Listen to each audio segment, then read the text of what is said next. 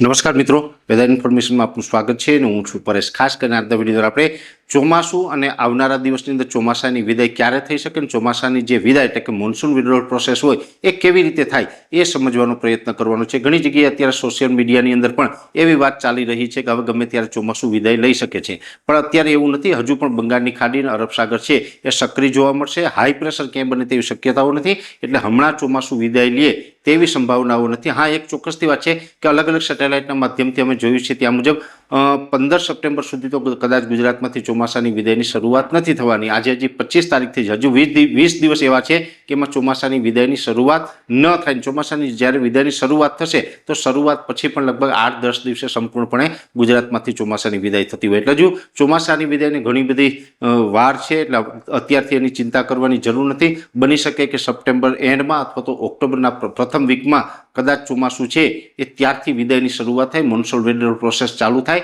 પણ સમજવાનું એ છે કે ચોમાસું વિદાય થાય એના સંકેતો કેવી રીતે મળે। સામાન્ય રીતે જોવા જઈએ તો અરબ સાગર હોય કે બંગાળની ખાડી હોય, હવાના ચક્રાઓ છે એ આ દિશામાં એટલે કે એન્ટી ક્લોક રાઉન્ડ ઘડિયાળની વિરુદ્ધ દિશામાં આ રીતે ચક્રાઓ ફરતા હોય છે। આ રીતે જ્યારે ચોમાસા દરમિયાન જે ચક્રાઓ ફરે છે જેને કારણે લો પ્રેશર થાય છે, પણ જો હવાનો ચક્રાઓ છે એ આ દિશામાં ન ફરે ને ઘડિયાળની દિશામાં ફરે જેને એન્ટી સાયક્લોન કહેવાય।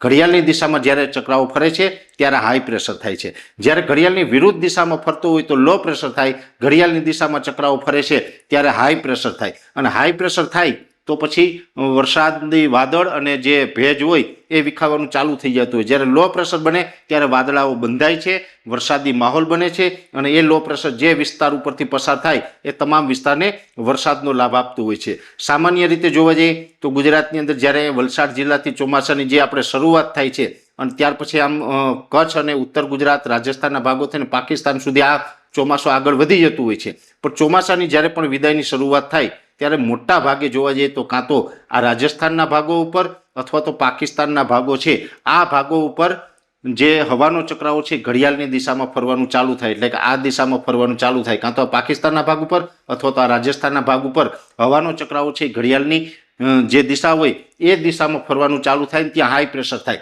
અહીંયા હાઈ પ્રેશર કોઈ પણ એક સ્થાને થાય છે એટલે ગુજરાત પર અને રાજસ્થાન પર રહેલા જે વરસાદી વાદળો છે, ભેજ છે એનું પ્રમાણ ઘટતું જાય છે।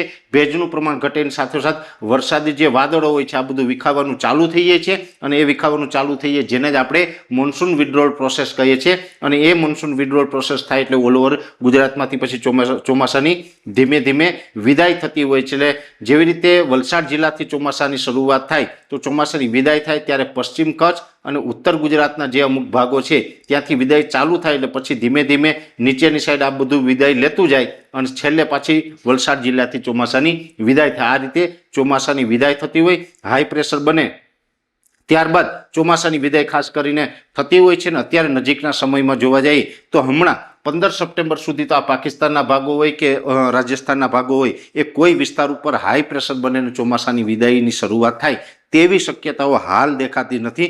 ઘણી જગ્યાએ આપણે કે અફવા આવતી હોય, સોશિયલ મીડિયામાં આવતું હોય તો પણ આ એક ટેકનિકલ કારણ છે, એટલે આપણે કોઈ બહુ ડરવું કે ગભરાવું નહીં। આ એક ચોક્કસથી છે કે અત્યારે વરસાદ નથી, અત્યારે વરસાદ ખેંચાયો છે, અત્યારે ખાસ ગુજરાતના ખેડૂતોને વરસાદની જરૂર છે ત્યારે વરસાદ નથી આવી રહ્યો, એ પણ એક પ્રકારે અલ નીનોની ઇફેક્ટ છે। ભલે અત્યારે વરસાદ નથી આવી રહ્યો પણ એનો મતલબ એવો નથી કે ચોમાસું પૂર્ણ થયું કે ચોમાસાની વિદાયની હમણાં શરૂઆત થવાની છે। ચોમાસું હજુ ઘણું લાંબુ ચાલવાનું છે। બની શકે કે અત્યારે ભલે વરસાદ નથી, આગળ ઉપર પણ જો આપણે ચોમાસું સક્રિય રહીએ અને જે આપણે બંગાળની ખાડી કે અરબ સાગરની અંદર કોઈ સારી વરસાદી સિસ્ટમ બને અને જો સારા વરસાદનો લાભ મળે તો પણ આપણે આગળ શિયાળામાં એ પાણી છે એ ક્યાંક ને ક્યાંક કામ લાગી શકે છે। એટલે વરસાદની વિદાય અને જે આખી હવામાનની સિસ્ટમ હતી એના વિશેની વાત કરવાનો પ્રયત્ન કર્યો છે।